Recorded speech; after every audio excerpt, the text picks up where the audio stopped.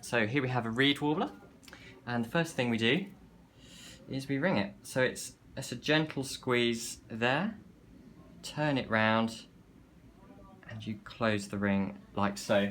And what you're looking for with the ring is that it goes up and down the leg, and it spins round and round, but it's not going to affect the bird's movement, a bit like wearing your watch on your wrist. So, first, the next thing we want to do is age them. It is impossible to sex them when they're not breeding.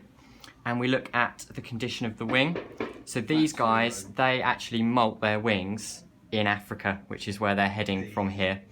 This has probably could have come from as far as Northern Europe, but it could come from anywhere in the area, and they'll be heading over the Sahara to sort of the West African area, and that's where they'll molt their wings. So we'd expect the young birds to have relatively fresh wings because they've only done half a migration, whereas we'd expect the adult birds to have absolutely tatty wings where they've done a migration and a half. So we can see this is fairly young. There's a bit of wear because he could have come a bit of a distance, but it's pretty good.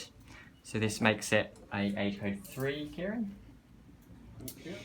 There's no way, as I say, we can sex these, but we check for fat because they'll be carrying it. This has got a lot of fat, so we call this a fat 5. So it goes up to 8, so it's got a considerable amount to carry it all the way over the Saharan desert, which it will be hitting potentially in the next few days. It has a muscle mass of 1. It's fairly strong, and I'd like a wing ruler, please. Measure the wing now. Wing length 6'4", and then the last thing we do is see how much he weighs with all that fat, or she weighs.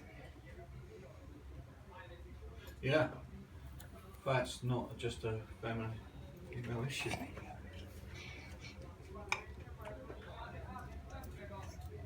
12.5.